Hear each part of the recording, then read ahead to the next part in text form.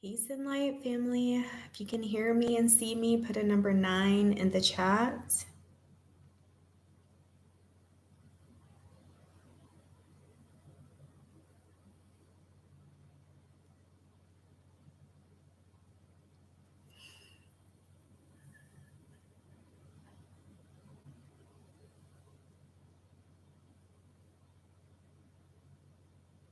Hi, Phoebe. Hey, girlfriend. Hope you're doing fine. Neighbors, 5 dogs barking over here. Oh, Africa, Tanzania. I hope you're doing so well still, BB. It's so good to see you here. I hope things are going well in Tanzania.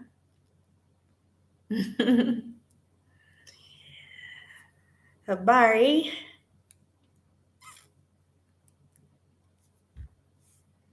Yeah, so I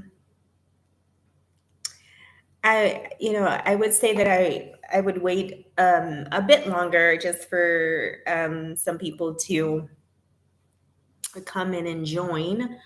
However, I am just extremely exhausted.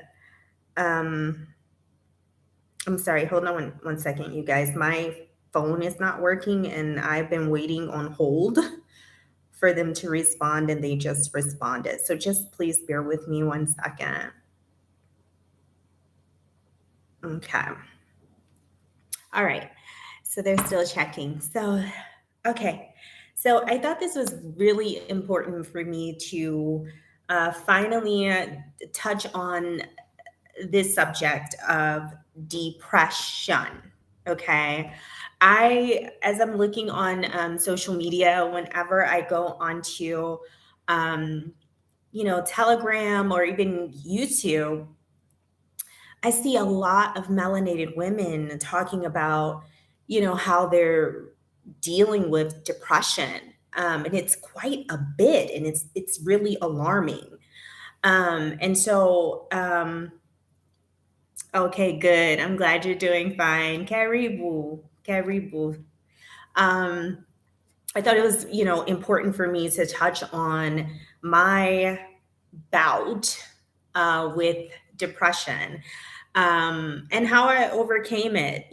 There's just so many different factors that, contribute to depression. It could be hereditary, it could have something to do with your genetics, and what you inherit from each parent. Your mother and your father. And so, it's been said that the serotonin transmitter, one, they can come long or short. And if you have one long one and one short one, then you most likely will have, a bout with um, depression due to a stress, related issue.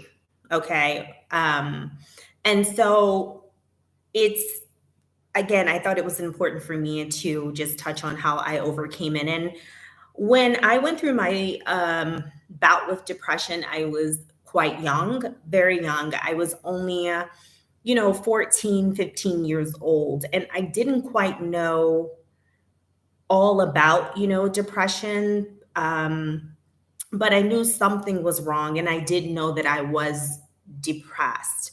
And now, in hindsight, that I've done, a bit more research on, what depression really is, and what it is biologically, and what happens inside of the brain, and the body. I could say that at that juncture, I was severely depressed. And I don't quite know, um, what the exact source was. I think it was a multitude of things that were happening in my environment at the time that really contributed to, my depression. And at that time, I wasn't I would, I wasn't awakened as I am now, but I was always a reserved soul. I spent a lot of time in solitude and with myself and by myself. And it's just always that way. Back then I was very much so into writing my poetry. So, I poured a lot of my emotions. Into my poetry and my writings, but what was happening in my world at that time was, like I said, just a culmination of things. At that time, my mother, um, well, prior to that, I was, living with my father, or he's my adopted father. His name is the name that I carry, the last name that I carry. My biological father was, he passed away prior to my birth. So while my mother's pregnant with me, my biological father passed away. He'd gotten into a fight, and the gentleman, not the gentleman, the guy who he was fighting. Um, it was said from my father's friends who recall the event that my father was winning the fight, and subsequently the guy shot my father in his back. And my biological father did not die um, by the gunshot wound, but he died due to a blood clot in his legs. And back then, they would put the stockings, and they still do that now. They put the stockings on your legs and you have to, change them or what have you to make sure the circulation um, continued. And apparently, the hospital in which he was being treated, they did not change the stockings. And so a blood clot developed, and that is how my biological father passed away prior to me being born. But my mother, quickly found love in a childhood friend, and he ended up adopting myself and my sisters. And he is my little sister's biological father. And he just really just took us in as his own, and I loved him. I didn't even know, honestly, that he was not my real father until I was like 9 years old, when my paternal grandfather, who I was extremely close to, um, he is my father's father. He's a senior. He is my biological father. So my biological father is a junior, and he was a senior, and we were like thick as thieves. I mean, he was my guy, and so, but he drank, and you know, I know that now in hindsight, he drank because he just never got over the death of my biological father. He would, and so in one of his drinking spells, I could remember just sitting on the couch, just chilling with him as I normally do. And he was drinking and he was mumbling on, and he was just like, Lamont is not your biological father.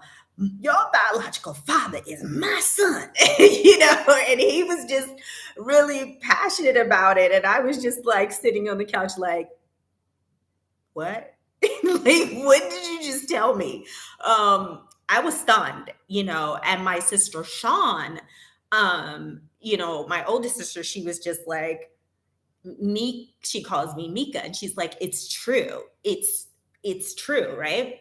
And so I was like, I didn't know what to say, and I didn't know how to take it, because Lamont, my adoptive father, he'd always been my dad, so I didn't even put the pieces together, like how I would go over to his parents' house, right? And they were Andersons, and then I would go over to, my biological grandparents' home, and I just never, honestly, I never put the pieces together. And then as he said that, I was starting to put the pieces together in my mind, and I was like, oh, that's why we go over there. That's why they have this name.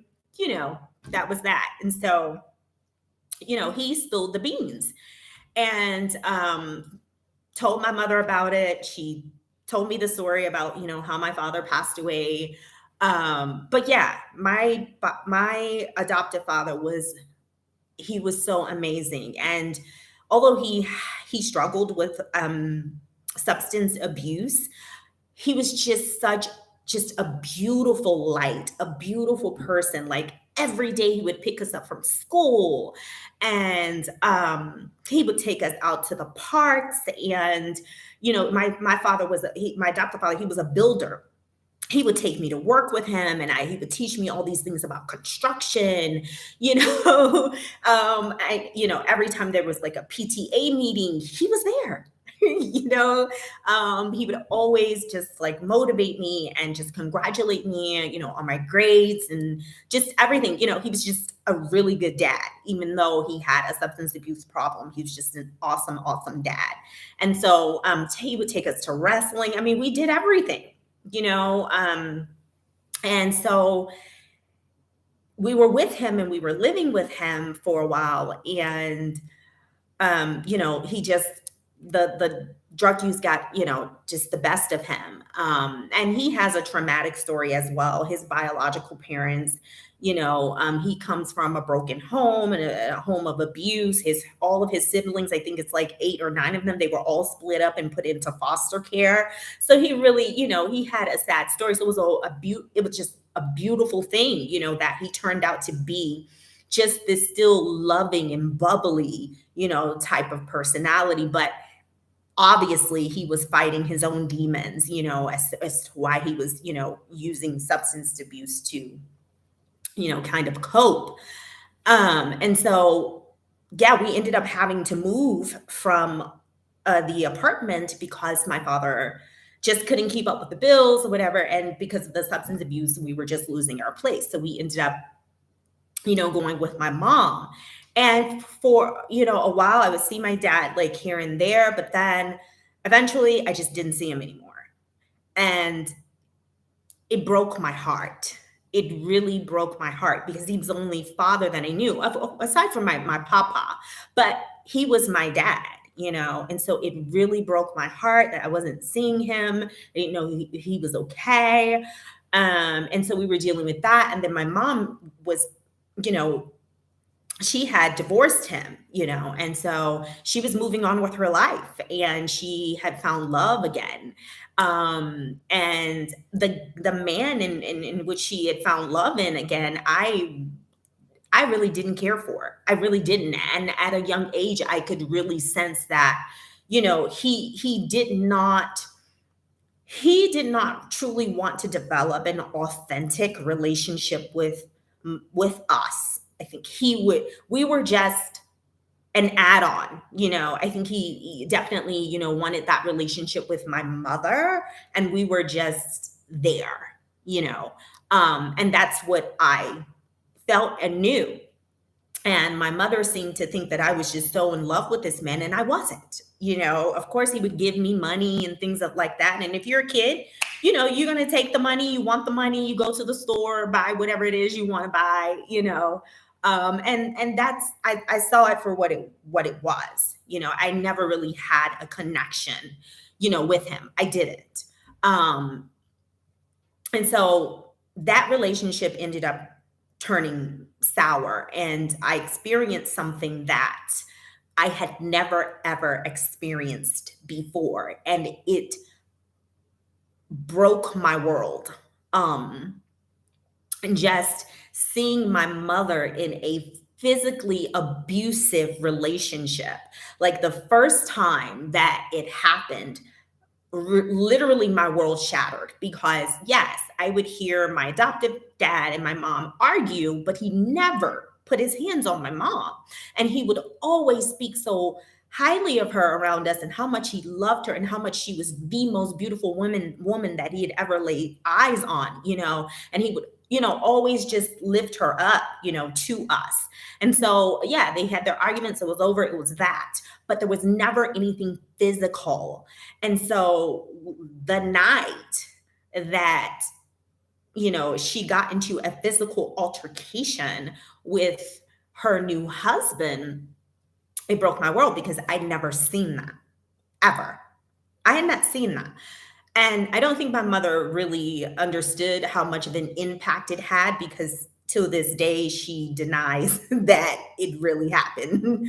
And we saw it, and so I couldn't find healing, you know, through her or with her because she was in a state of denial. And so um that happened. So here we are with me not being able to see the man that I knew as my father, and my mom and him getting a divorce, and then us living with him, and then he's just gone and don't know where he is. And then this new husband comes along and there's a physical altercation and we're all having to jump on his ass, to let him know this is not the woman that you want to be putting your hands on, um but having to do that as an 11-year-old, I mean, it was just, oh god, it was terrifying.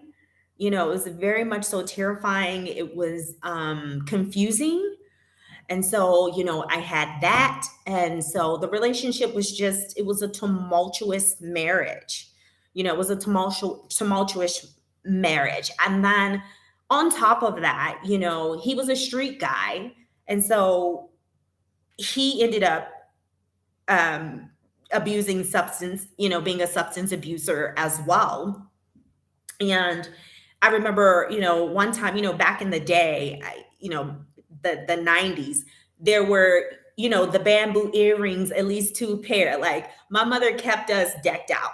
Okay. We had like the best of the best of the best always. And so we had our gold hoop earrings. We had like 2 to 3 pair, right? With the little palm trees and your name in it and all that. I don't know who remembers that, right? So we had those. My mother, I had tennis bracelets, like real diamond rings. Like I had all of that. And so one day, like I noticed like my stuff was gone, like my earrings, everything. Like this man had sold our shit, like sold our earrings, stole our stuff, and sold them for drugs. And I couldn't quite, understand why my mother would leave my dad, because of his substance abuse, just to marry another man who also struggled with the same thing. But, you fall in love with who you fall in love with, you fall out of love who you fall in love with. And that's what it was, for her. And I don't, fault her for that, but it just, it was just things, and my dad hid his substance abuse like for a long time. I discovered it. How I discovered my adoptive father was, on drugs is I was being nosy, I was looking for some change because I wanted to go to the store. And so I was flipping over all the like the couch pillows. I got my butt up on the counter and I was looking for looking on top of the counters in the cabinets in the kitchen. And when I got on top of the kitchen counter and went on top of the cabinets, that's when I discovered the pipe that my father was using, right? And again, he hid it for so long. I would hear mean kids as we went to school. Oh, your father, he's a crackhead.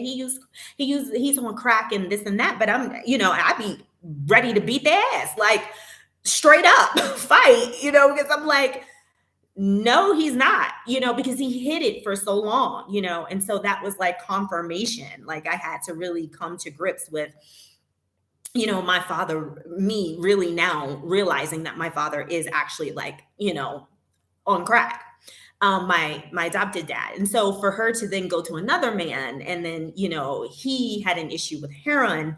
I mean, and then just like I said, he just stole all of our stuff.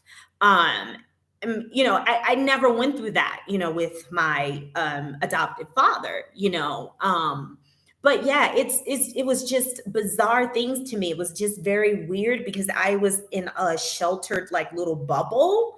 Like that's what I kept myself in, And so all of these things for a light like me, I'm very sensitive to things like that.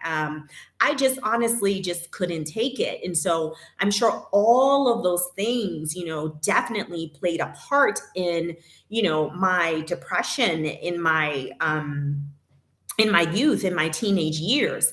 And I went through it alone. And so, I would try to go to school and put on, a fake happy face, when I was really like hurting and aching inside. And I'm just really trying to figure out where all of this sadness was coming from. And I mean, I couldn't handle it. I couldn't stop crying. I would constantly weep.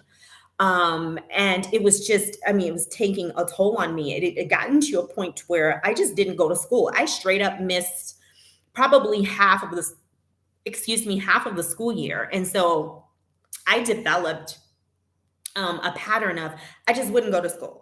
Like I wouldn't.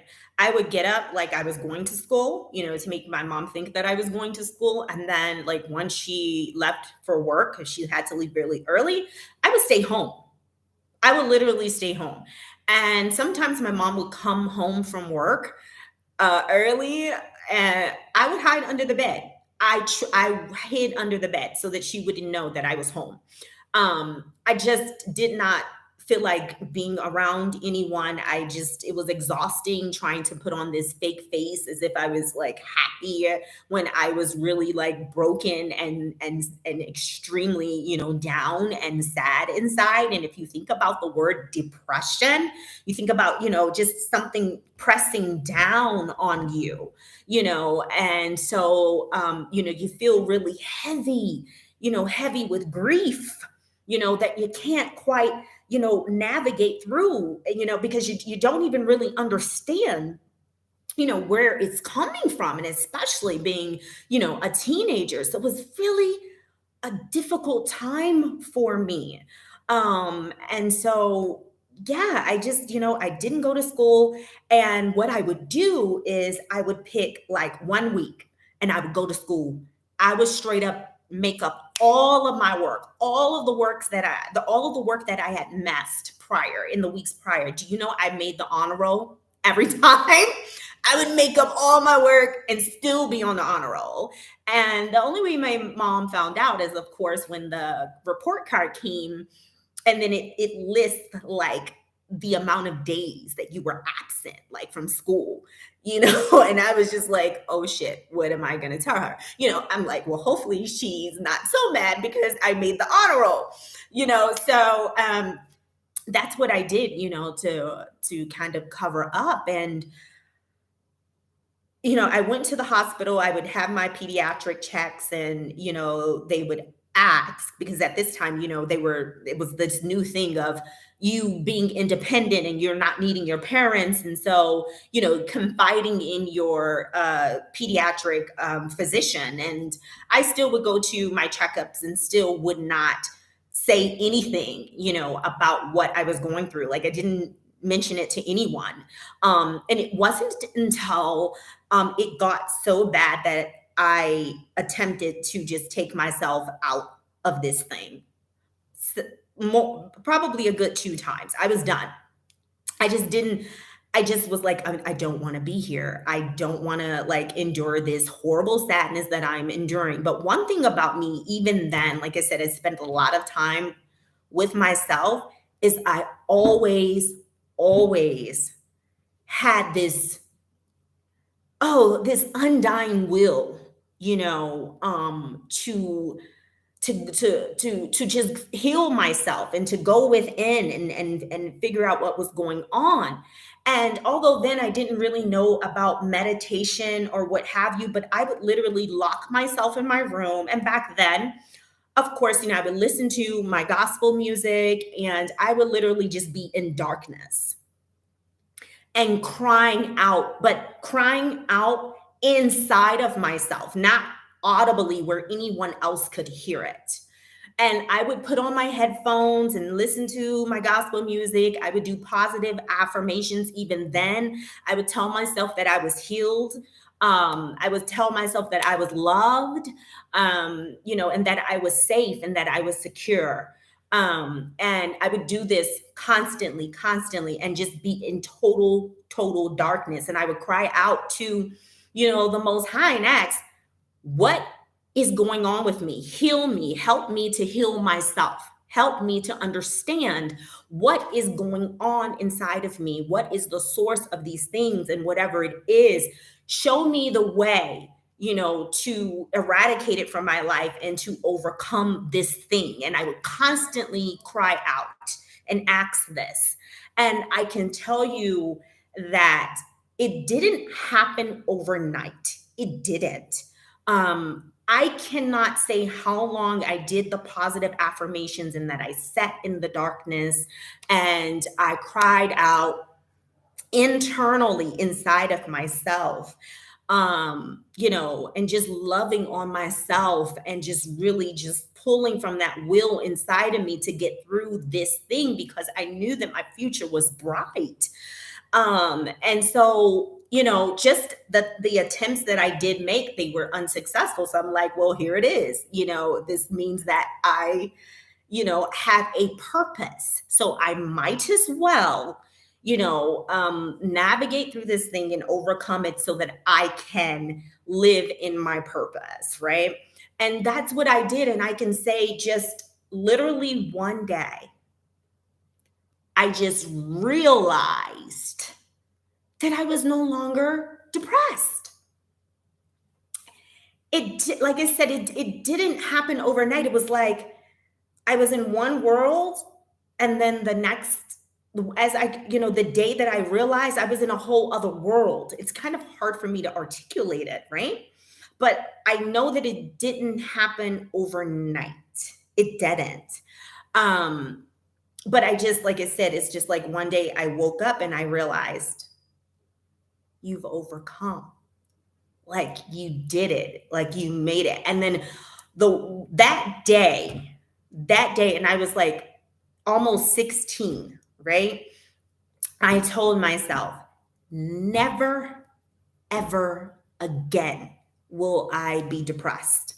Never, ever again will I allow, myself to get in that low estate ever again. I just promised that to myself. And ever since then, I have never had a bout with depression.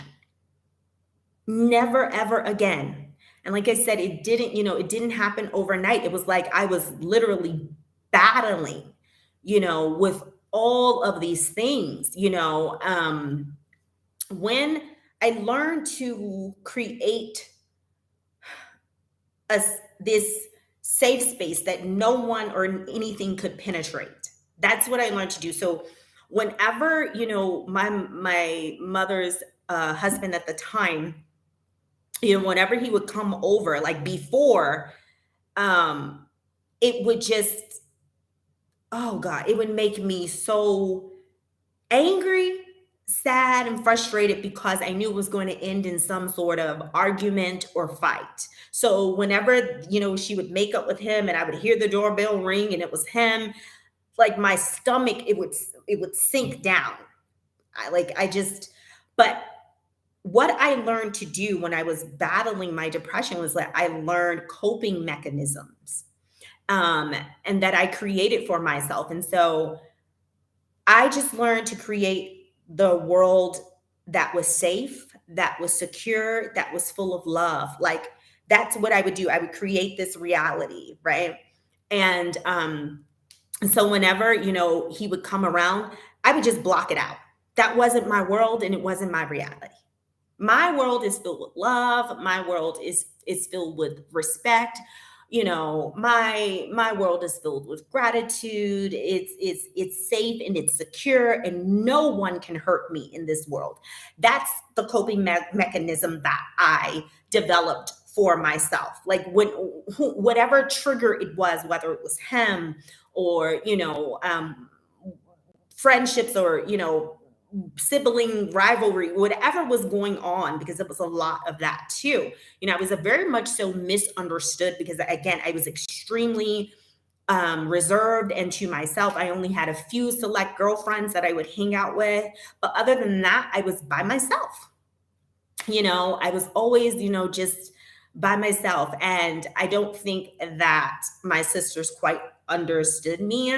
And so I don't think that they really connected with me like they did with their friends. I was just always that way. But that's what I did. I just developed, that coping mechanism that, whenever there was a trigger, I would just go into my world and I would block everything and everyone else out, and no one or anything could penetrate that world. And I still live by that coping mechanism, but it was definitely what helped me overcome my depression was my will. It was my will to be here. And I often think, wow, if I didn't make it, I wouldn't, have had experience of being a mom and doing all these wonderful things, that I get to do, and all the traveling, and then all my, the business ventures and things of that nature. Like, I wouldn't be able to do any of these things, because I wouldn't have been in this realm to do it. And then just to have the experiences that I have had that have really, contributed to my ascension, that have contributed to, my growth and my maturation process. And so I just feel extremely grateful that I have this insatiable will inside of me. And it has kept me. It has truly, truly kept me. So, like I said, through that, positive affirmations, helped me. I went into the darkness because from darkness came light. And although I didn't quite understand it as I understand it now, I just felt safe in the darkness. And so I would literally call all the lights off in my room. Back then, I would turn on my gospel music. I would cry out internally inside of myself. And that's it. And I did that consistently until one day I was healed. I was healed. And different things affect children differently, different children differently. And so I think it was much maybe easier for my sisters to cope with it, or maybe not. Maybe it showed out in different ways because, my two older sisters are beyond a handful. They were always, fighting, beating somebody's ass, like always. My mom was getting a call from school, the principal, someone's mother, because my sisters had beat them up. It was just, and so maybe, that was their outlet. That's how they released, the trauma, and things that, we experienced. And my mom also experienced the same thing. My grandmother was known as the female Joe Louis. And literally, that's the story that I hear. Like, she would literally straight up box men. And so that's the environment that my mother grew up in. And my mother is the only female child. She has 6 brothers. And so, it's really like it became really a family pathology because my grandmother, my mom's mom, abusive relationships. My mother, abusive relationship. My sister, Angela, she was in an abusive relationship. My sister, Sean, she was in an abusive relationship, and I broke the pathology. Because one thing about me, if you talk to me crazy, we're done.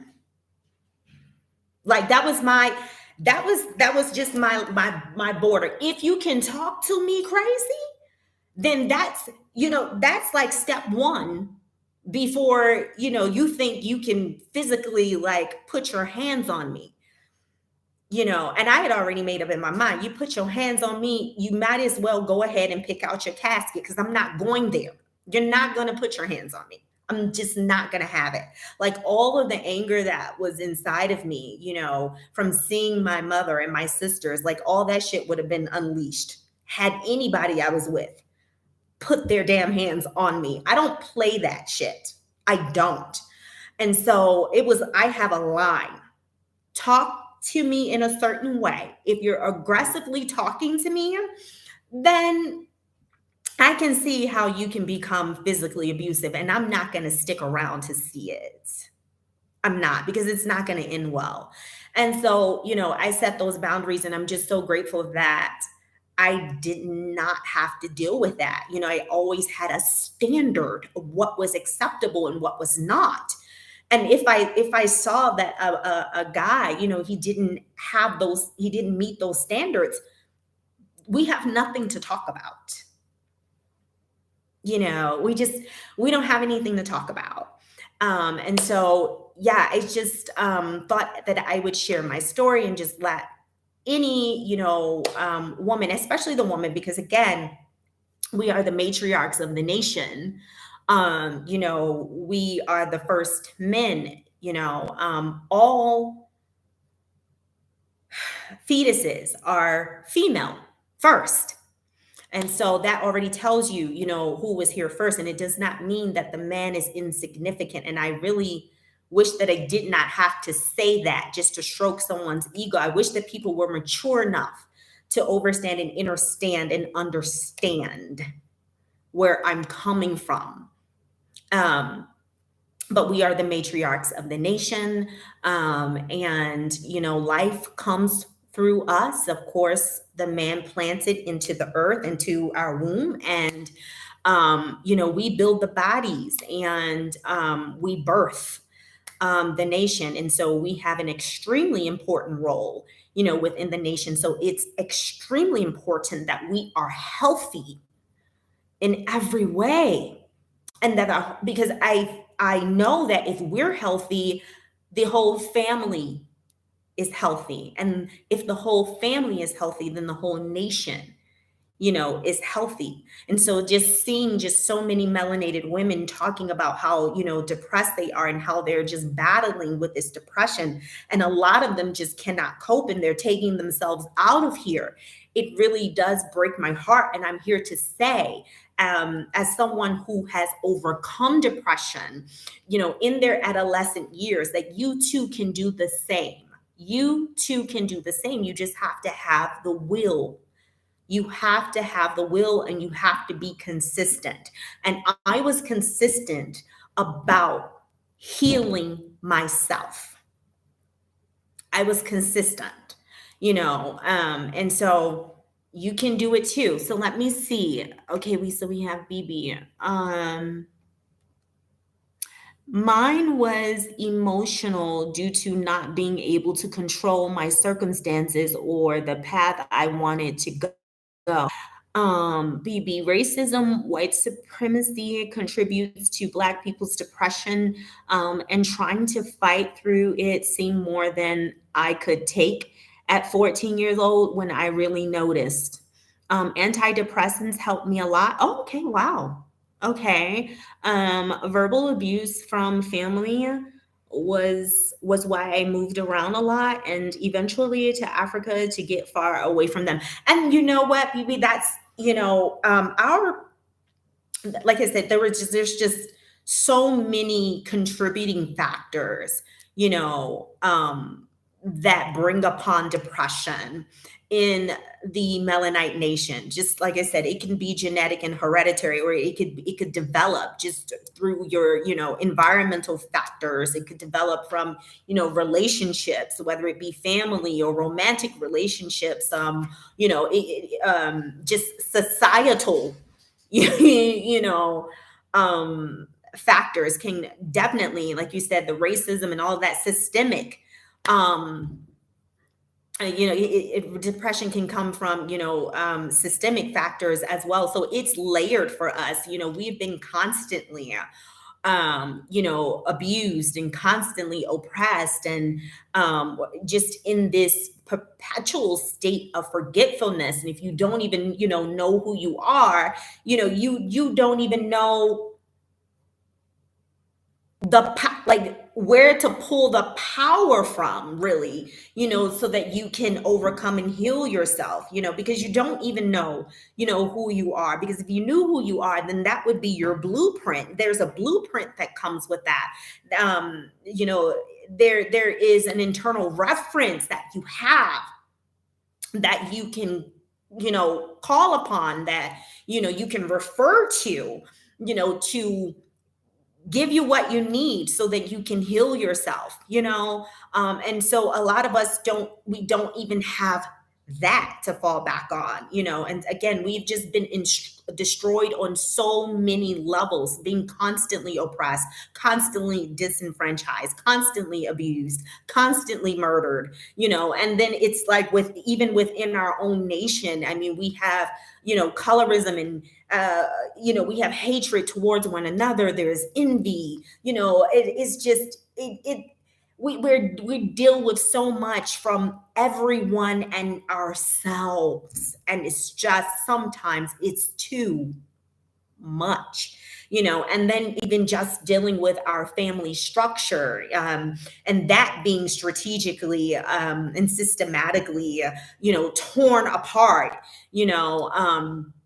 mother and the father, the home being, split, and you now have this single motherhood that's just an epidemic, and it's creating an imbalance.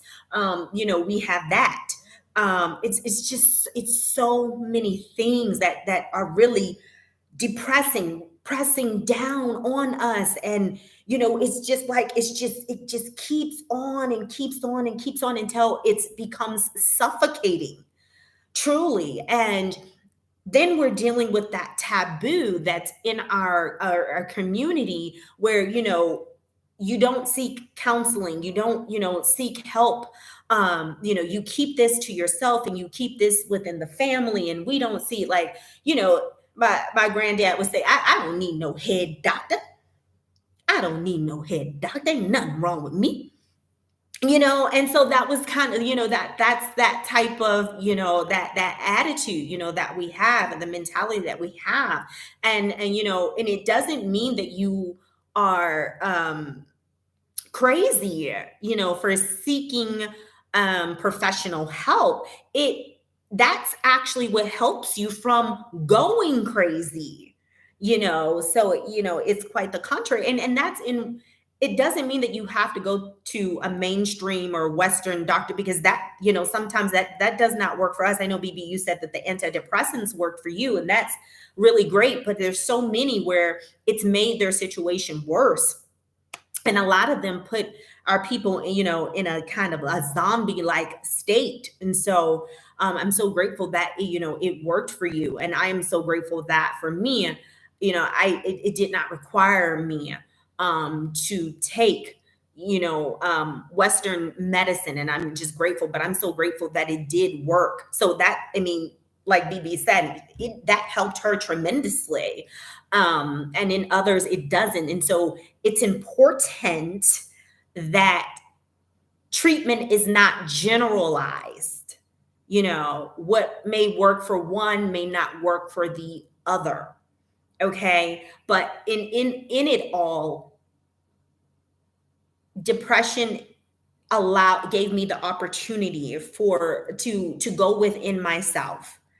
Okay. And to learn more about myself, learn about my triggers, learn about how I process trauma, learn about how I can heal myself. It taught me all of these things. And so it's just really important that we have that time to ourselves, and that we don't that we don't neglect that time of introspection, because it truly, truly, truly helped me. You know, it did. And again, to each their own. But in all, it's going to you're going to have to deal with you. You are, and that's what the depression gave me the opportunity to really, really learn more about, myself and how to heal myself and how to develop coping mechanisms. And like I said, to this day, and I am in my 40s. And so, I have not dealt with that. And whenever, like BB said, like she had to move away from, certain people, who were triggering that feeling of depression. And you have to do that. You really do. And you shouldn't feel ashamed of it. You shouldn't feel apprehensive about that. I myself have had to do that and will do that with the quickness. Whenever I feel like someone is trying to disrupt my peace, which I value so highly, like whenever I feel like there is a spirit trying to jeopardize my peace or interrupt my peace, I am done. Like, I will leave you completely alone. Like, seriously, you don't even exist to me anymore. You really don't. I will do anything to protect my peace. And it's okay that if you have to, distance yourself from certain people who trigger you, you have to make sure that you do the very best for you. And because it's just not only me that I have to be concerned about, I also have a son, and it requires me to be in good health, mentally and emotionally and physically. And so I don't take that lightly at all. And so do whatever it is that you need to do to protect your peace, even if it means that you have to distance yourself from those that are in your family or those that you love. There's absolutely nothing wrong with that. Like I said, if anybody comes and they're jeopardizing my peace, you have to go. I have no room for you. I have no time for you. I don't come into people's lives to jeopardize their peace. My goal is always to add to it. And if I'm not doing that, by all means, let's split amicably, because I wish you well. So verbal abuse from family was why I moved around. Okay, so I got that, BB. So I already read that. I just wanted to make sure. So yeah, and I hope you're happy, BB, now that you're in, a different environment. And again, I don't want this to be too long. I honestly just wanted to share my story. I think it's the first time that I'm sharing it outside of my book. But I have gone through a lot. And I am so grateful that it does not show, because on some people it does. I'm just so grateful I don't look like what I have been through. And oftentimes when people see me or they hear me speak and they see the way that I carry myself, they think, oh, wow, is she just, everything's all good and she hasn't gone through anything. And that's the furthest thing from the truth. All of my trials and tribulations have played a major part in who I am today, in the womb man that I am today. And I am grateful for them all, even going through that bout of depression during my adolescent years. I wouldn't have had it any other way. It truly has had a positive impact, and positive outcome on my life. It showed me also how just the inner strength that I have, but it also showed me that it was okay to be vulnerable, that it was okay.